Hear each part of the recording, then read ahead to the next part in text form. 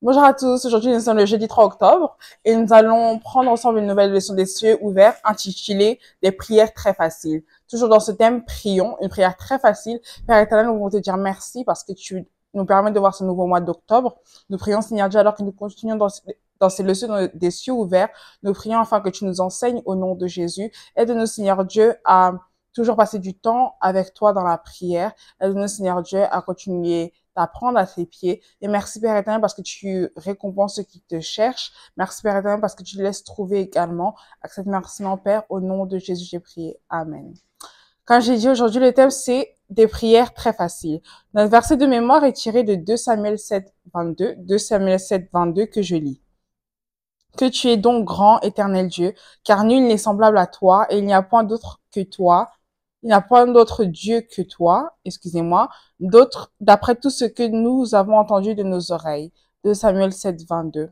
Donc, dans ce passage très simple, l'auteur, qui je pense est Samuel, est simplement en train de louer Dieu en disant que il n'y a point d'autre Dieu que toi, d'après tout ce que nous avons entendu. Toujours dans cet esprit de louange, notre passage biblique est tiré de Psaume 101 à 5. Psaume 101 à 5, qui est un passage très connu et que je lis. Psaume de reconnaissance. Poussez des cris de joie en l'honneur de l'Éternel, habitant de toute la terre. Servez l'Éternel avec joie, venez avec allégresse en sa présence. Sachez que l'Éternel est Dieu, c'est lui qui nous a fait et nous lui appartenons. Nous sommes son peuple, le troupeau dont il est le berger. Entrez dans ses portes avec reconnaissance, dans ses parvis avec des chants de louange. Célébrez-le, bénissez son nom, car l'Éternel est bon, sa bonté dure éternellement et sa fidélité de génération en génération. Donc ici encore, on est encouragé à louer Dieu pour différentes raisons, notamment le fait qu'il est bon, sa bonté dure éternellement et parce que sa fidélité dure, elle, de génération en génération. Je prie que par ces passages, nous soyons encouragés à louer Dieu dès que nous avons l'occasion au nom de Jésus. Le message dit ici, hier, notre Père dans le Seigneur nous a enseigné que la louange et l'adoration appartiennent à la catégorie des prières très faciles. Donc, je vous encourage en cet instant à poser cette vidéo et à aller regarder les vidéos des jours précédents si vous n'avez pas suivi les leçons. Parce qu'elle parle de ce thème et c'est donc une continuité. Donc, même les petits enfants peuvent louer Dieu. Et aujourd'hui, nous allons discuter de la réaction de Dieu à ces prières très faciles, qui sont donc la louange et l'adoration.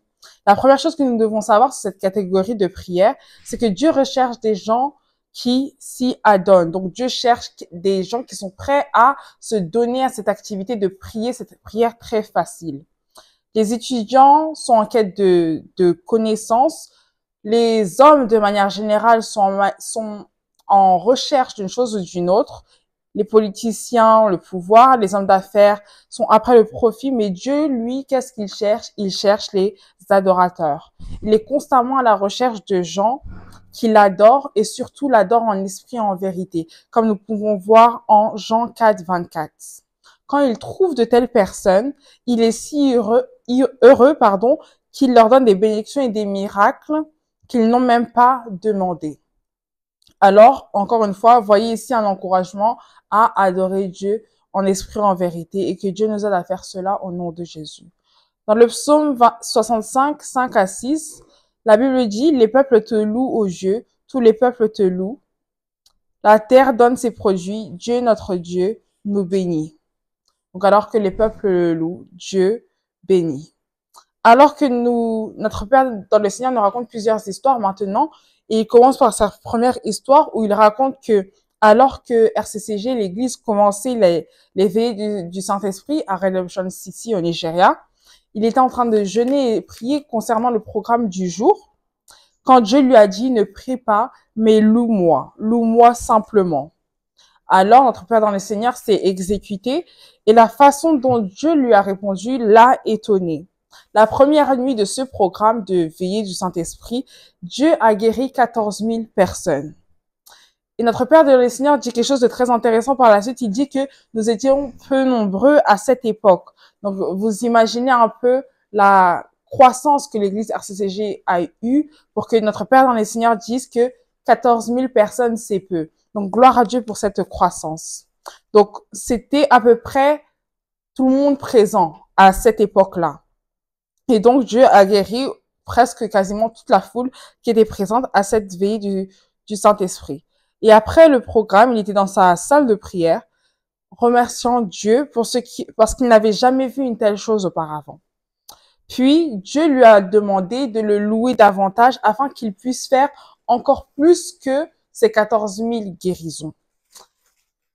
Et notre Père dans le Seigneur ne comprenait pas parce qu'il se disait 14 000 personnes, c'est presque toute la salle, donc qui est-ce que Dieu veut guérir de plus? Mais ce qu'il ne savait pas, c'est que ceux qui ont été guéris ont appelé leurs amis à prendre part à ce programme pour eux aussi recevoir leur miracle. Et alors, le lendemain, il y avait encore plus de personnes, à peu près 30 000 personnes, dans cette salle pour la veille du Saint-Esprit. Et alors, ce jour-là, Dieu a guéri 16 000 personnes.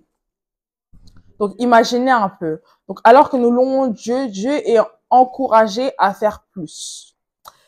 Il nous raconte une seconde histoire ici qui dit que il y a quelques années, lors d'une cérémonie de mariage dans une paroisse de l'église, alors que les mariés étaient sur le point de signer le registre, tout d'un coup, le marié est tombé mort. Et donc, les pasteurs se sont réunis pour prier toutes sortes de prières, mais il y a l'un d'entre eux qui a dit « Arrêtez de prier, louons Dieu plutôt ». Et alors qu'ils ont commencé à louer, le marié est revenu à la vie. Donc, par ces deux histoires, nous voyons à peu près, ou nous voyons même clairement le pouvoir de la louange. Alors, encore une fois, j'espère que ce message vous encourage à louer Dieu dès que vous en avez l'occasion. Le moyen le plus facile d'amener Dieu à prêter attention à nous est la louange et l'adoration. Alors, faisons-le continuellement, alors que nous le faisons, faisons-le en esprit et en vérité, et que Dieu nous aide au nom de Jésus. Comme vous l'avez fait hier, si vous avez écouté la leçon d'hier, nous avons été aussi encouragés à passer la journée à louer Dieu. Donc, comme vous l'avez fait hier, passez le reste de la journée à louer Dieu. Si vous ne l'avez pas fait hier, ce n'est pas trop tard, commencez aujourd'hui et n'arrêtez pas. Et je prie que Dieu accepte notre louange au nom de Jésus. J'espère que vous avez été encouragés, notamment à louer Dieu. Et on se retrouve très bientôt pour une nouvelle leçon des cieux ouverts. Que Dieu vous bénisse.